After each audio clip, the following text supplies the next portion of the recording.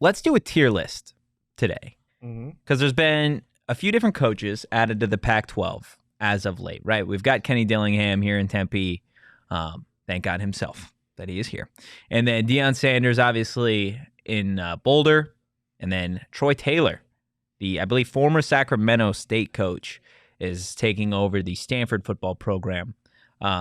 So let's do a tier list of the Pac-12 coaches. We've done some on the fantasy show before, but never on this show. So I'm curious to see where you guys have some of these coaches.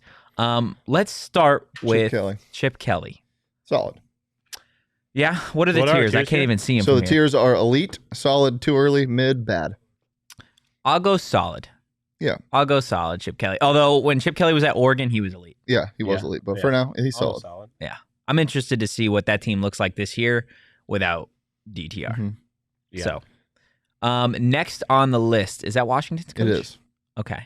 What is that man's name? That's actually a very good question. DeBoer. Yes. Okay.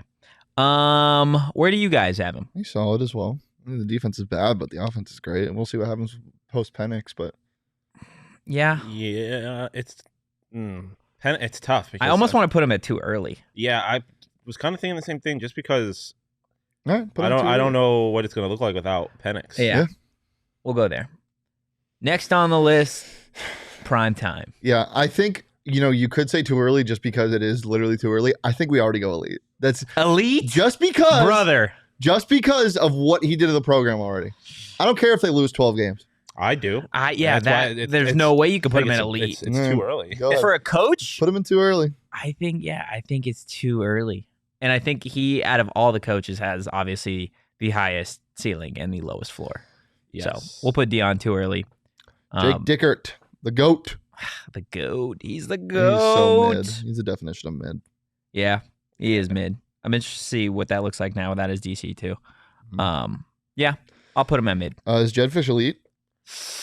He's solid. I think he's solid. Yeah, it's definitely not too early anymore. I think you're getting. You saw last year. Well, and you heard Belichick talk about him too, right? Like what he's been able to do over the course of the last couple of years has been pretty damn impressive.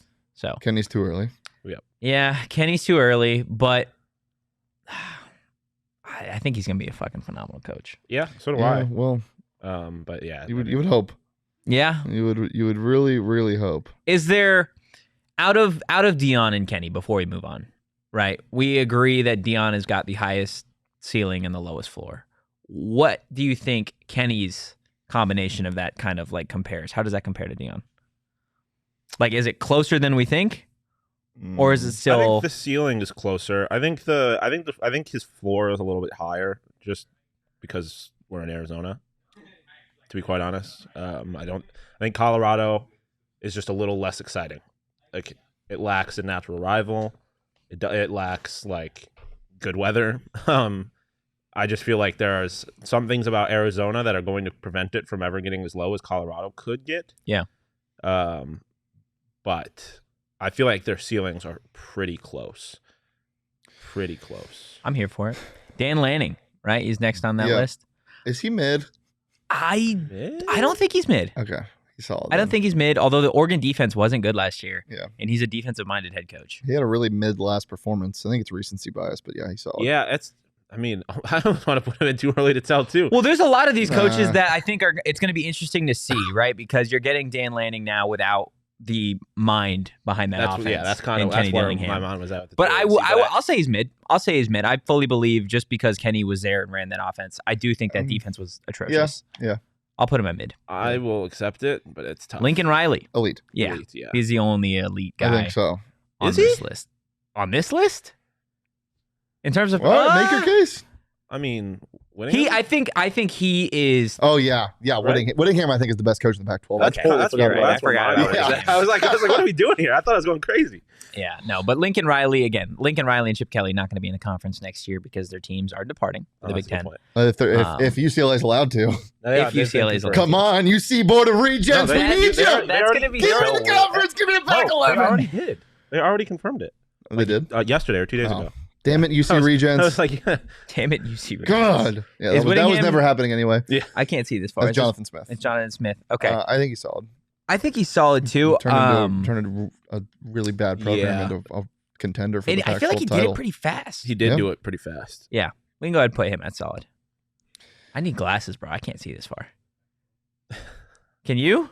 I know. I don't know who the next three are. I think that's Whittingham, is it not? No. That's Troy Taylor. I literally can't see this far. Yeah, I can't see it at all. Too early, but I think he's going to be bad.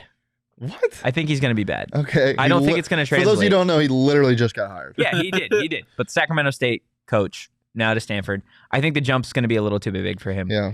Big shoes to fill with David Shaw. What is success at Stanford? Like, this is not... like, they're playing a different game than a lot of the rest of the conference. Yeah, but you look at Colorado and you look at Arizona State. The success for those two programs now with their new head coaches versus what success at Stanford would be are far different. I feel that's my point. Like, yeah, I mean, you talk about 3 wins. Is 3 wins a success? I think bowl eligibility is like a success. The standard for success. Because like this isn't Stanford of old. This isn't like Harbaugh Stanford. Like they're not competing for a college football playoff spot. I don't think that's really the expectation. No, but let's see. Stanford last year in football had 3 wins. So I would argue that success is kind of the goal. But I wouldn't even say that. I think success is literally just being better than you were last year. I think success is beating Cal if you're Stanford. To be quite honest, that's all you got to do. I think it's kind of like Arizona has been the last couple of years, where success is beating Arizona State if you can do that. Stanford's only conference win last year was over Arizona State. Yeah. So yeah, I guess we'll put him too early. Yeah. All right. Next on the list, we're down to, is this Smith? This is Whittingham. This is Whittingham from here? Yeah. Okay. He's elite by far. I think he's the best. Yeah, the best coach of the conference. Yeah, and I think people, when Lincoln Riley got here, the expectations were that he was going to be, far and above the best coach here.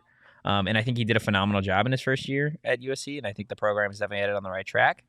But what Whittingham has been able to do over the last handful of years, I think, is just ridiculous. Nobody thought Utah was going to be this good. And for the sake of having this tier, we're going to put Justin Wilcox in bad.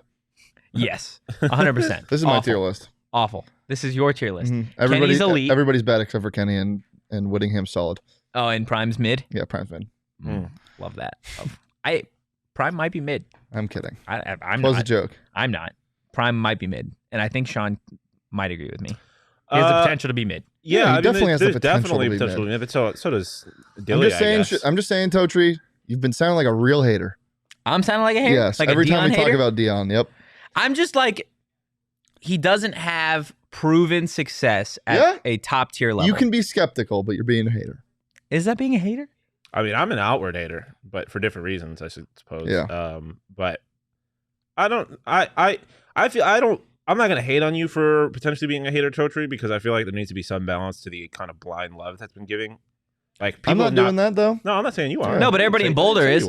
Yeah, everybody in Boulder's freaking out. Hey, a lot of people are. Let's Prime comes to Tempe. Are we not freaking out? I mean, I don't know if we're freaking out. Like, yes, we are. I mean, we're freaking out like they are. They're freaking out like they learned what sliced bread was. Yeah. Well, I mean, we had all said, I don't know, like we had all said beforehand, before the hire was made. Yeah, but I would have put on a mask. Oh, well, that's what I was saying. But we Yeah. would have been excited, but for different reasons. Yeah. Not because I thought it would have been the best for the program. Yeah.